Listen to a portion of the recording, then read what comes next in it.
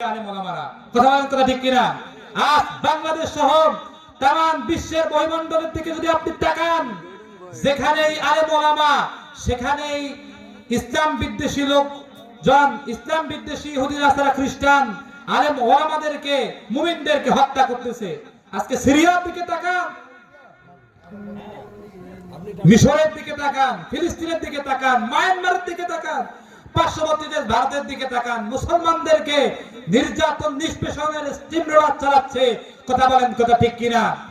এই পরিস্থিতি থেকে মুসলমানদের বসে থাকলে চলবে? বলে, ওরে মুসলিম তুই আজ কেন বসে, ওরে মুসলিম তুই আজ কেন বসে, চারিদিকে আছে মা বোনদের কান্নার আওয়াজ আসে, চারিদিকে আছে মা বোনদের কান্নার আওয়াজ আসে, আবার বিশ্ব আজি ভরে গেছে দেখো মুসলমানের লাশে, ওরে মুসলিম তুই আজ কেন বসে। মুসলমানদের কি বসে থাকলে চলবে?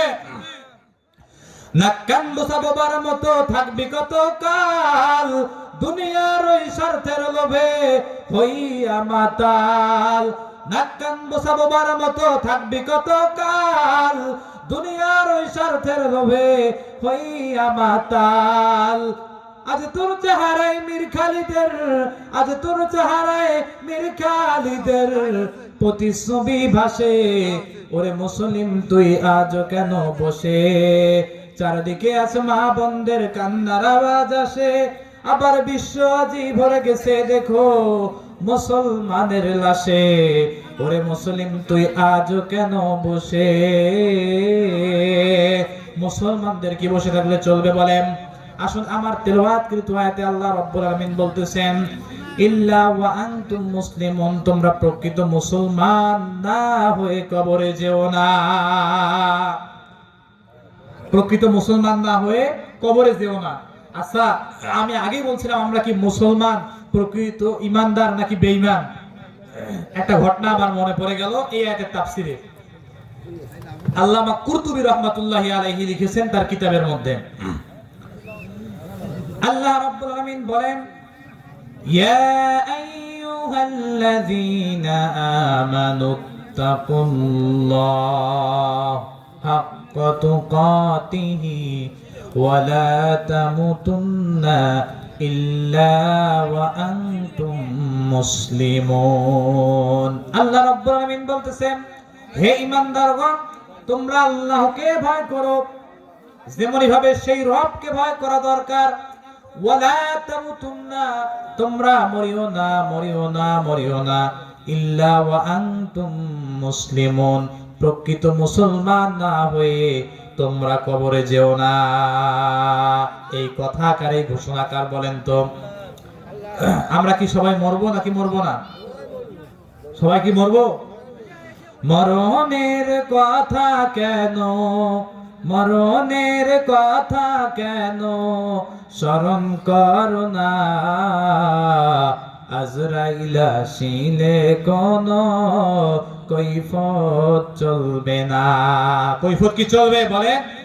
মরণের কথা কেন, মরণের কথা কেন স্মরণ করো না, আজরাইল আসিলে কোন কৈফত চলবে না, আজরাইল আসিলে কোন কৈফত চলবে না।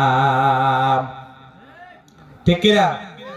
ছিলেন বাদশা সিকান্দার, এই দুনিয়ায় তার মতো ধনী ছিল না তো কেহ আর, তিনিও যে চলে গেলেন, তিনিও যে চলে গেলেন, বাঁচতে পারলেন না, আজরাইল আসিলে কোনো কৈফত চলবে না, আজরাইল আসিলে কোনো কৈফত চলবে না। কথা বলেন ঠিক কিনা? এক যুবক মক্কা থেকে মদিনার দিকে রওনা দিচ্ছেন। সকলে একটু মনোযোগ দেন, এই ঘটনা শুরু হয়ে গেল আয়াতের তাফসীর। এক যুবক মক্কা থেকে মদিনার উদ্দেশ্যে যাচ্ছেন নবীজির কবর জিয়ারত করার জন্য। আচ্ছা বলেন তো, মদিনায় কার কবর, কার জিয়ারত করার জন্য যাচ্ছেন? নবীজির কবর জিয়ারত করার জন্য এই যুবক যাচ্ছেন। এই মক্কা থেকে মদিনার দূরত্ব হলো 250 কিলো। কত কিলো বলেন? আচ্ছা, তৎকালীন যুগে আমাদের মতো মোটর সাইকেল কি ছিল, বাস ছিল, ইউরোপ্লেন ছিল, এইরকম দ্রুতগামী কোন যানবাহন ছিল না। তৎকালীন যুগে দ্রুতগামী যানবাহন ছিল একটা, সেটা হলো ঘোড়া। কি ছিল? এই ঘোড়ার পিঠে করে এই যুবক এবার যাচ্ছে মক্কা থেকে মদিনার উদ্দেশ্যে। কিসের উদ্দেশ্যে? যুবক চিন্তা করলো, এত দূরের রাস্তা রান করার পর প্রতিমধ্যে মাঝখানে চলে গেছে, যাওয়ার পরে তার ঘোড়া অসুস্থ হয়ে গেছে, ক্লান্ত হয়ে গেছে, টায়ার্ড হয়ে গেছে। এদিকে যুবকও টায়ার্ড হয়ে গেছে, ক্লান্ত হয়ে গেছে। একটানা এত দূরের রাস্তা, মাঝখানে যদি একটু ব্রেক না দেয় তাহলে তার ঘোড়া অসুস্থ হওয়ার সম্ভাবনা আছে। এই চিন্তা করে যুবক চিন্তা করলো,